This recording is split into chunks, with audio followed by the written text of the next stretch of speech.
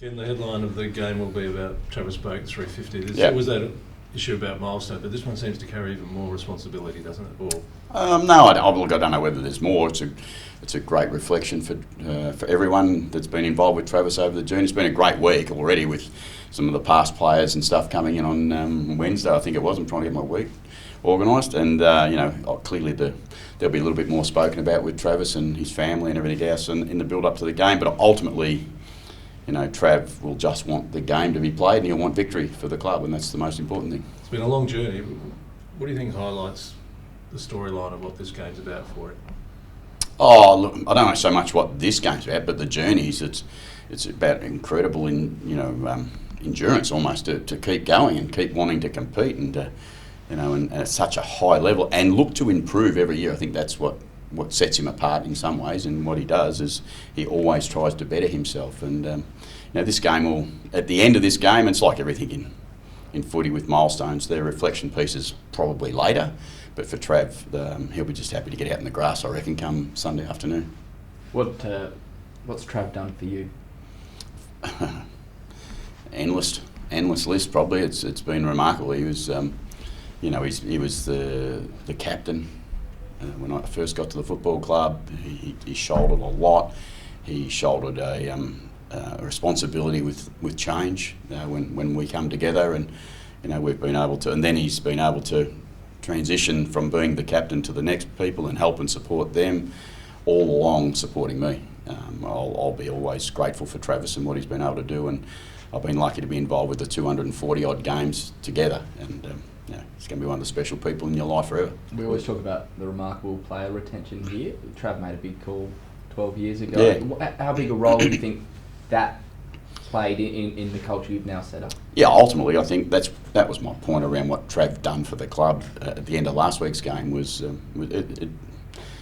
clubs are here, but Travis, what he did and what he selflessly did for us was to make sure this football club re-established themselves, and he's shown through that journey that people have watched what he's done and done the same thing most of the time in my time here.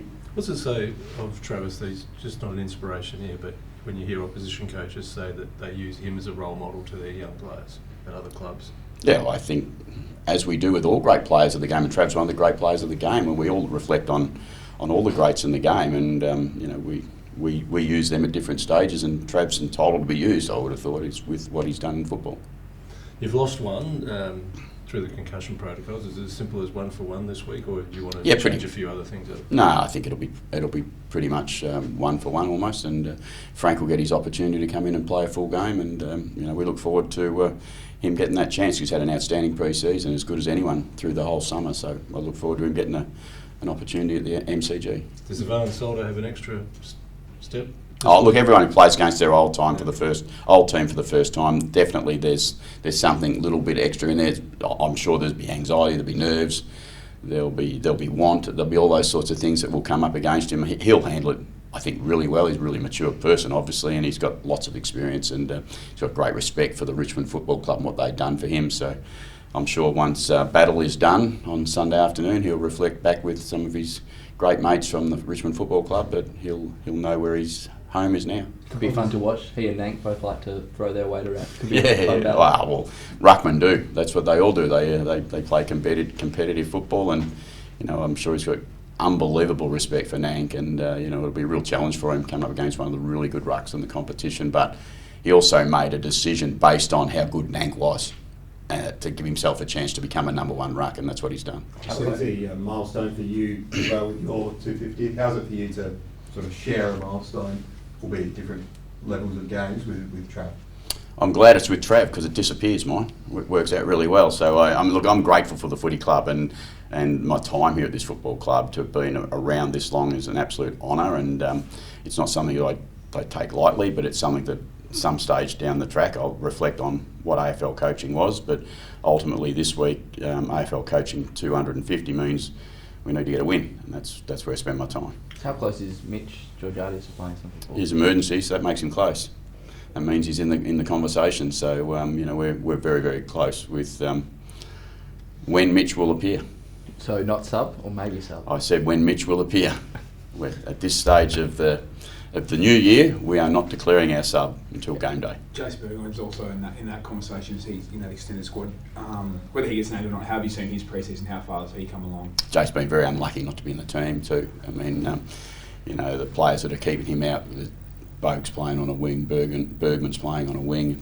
We've got Drew and we've got other mids that are playing on a wing. So Jace 100% would deserve an opportunity to play if he gets that chance. Now that we assume the nerves of round one are out, what extra edge do you find in your game this week? What do you think you need to work on? It's probably plenty on reflection from last week's game, and there's things that we're always working on, and every club's still working on every week. It's round two. Everyone puts this great importance on round one, but we've got plenty to still do at round 2, 3, 4 and 5. So there's plenty to continue to work on, and there's plenty of challenges in the game that we need to get right. A lot of people had a bit of a chuckle when Harley Reid got cleaned up by Charlie after Harley had gone after Todd Marshall. Bit of fun in that, but for you, is that a good sign of a good team going in bat for one another? Our players look after each other out there every week. I expect that from. What's your thoughts on Richmond's form for the last 2 weeks? Well, they've been interesting as far as they've played some really good football. Their last 6 quarters of football as good as anyone. I mean, they probably could have, with a bit of luck, beaten Carlton, who we all predict will be a very, very good team in this competition. And they, their second half against the Gold Coast, the first half wasn't so good for them. I'm sure they'd be aware of that, but their second half was really strong. So, they're in a transition stage of old coach, new coach. You expect that they'll have some little bits and pieces that they're working on all the time.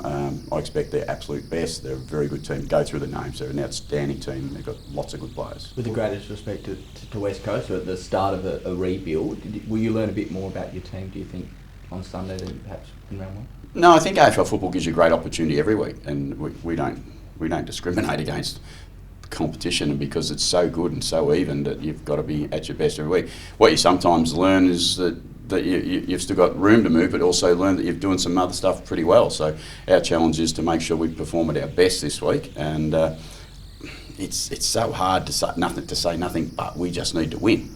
It's only round 2, but every win in this season is going to be really critical by the end of it, and you've just got to keep trying to turn up to win every week and learn. You're always learning. But you hope you can bring your best. Are you worried at all about the goal kicking accuracy? It's been a bit of a buzzword for the last couple of years. Please, we've touched on that, and we're not going to touch on it again today, are we? Expected score was pretty good. We took a lot of longish shots, which played into that. Much rather us kick more goals, but it's no big deal for me. What was the feedback from the defence, considering there's all these new elements, new coach, a couple of new players? How do they feel about how they've gelled? It's only one game at league level, but how have they felt they gelled? Yeah, I think if you ask Tyson, who leads the boys in that area, that they would expect that they'll get better through the next period of time. They have got a little bit of experience together, but not much. So, when you add Lockie Jones to that mix as well, there's a fair bit of new down there. So. We do expect that they'll get better and they'll work better together as they go through the season, albeit we're pretty pleased with what they did first up. Can I just ask about Ollie Wines' role? Great to see him back in the guts, but still felt like he spent a lot of time forward. Do you think, or a bit of time forward? Yeah, a bit. Do you think it... Maybe a bit would be more appropriate. Do you sort of see him ramping up even more in terms of that? We've got great flexibility in our midfield, and that means that they'll all at some point spend some time, different moments of the game forward. And that's exactly what we expect of all our mids without singling out Ollie. Ollie is really important for us. He's had, it's been said enough. He's had a great pre-season. He's in great shape. He's ready to play great, consistent football as a midfielder.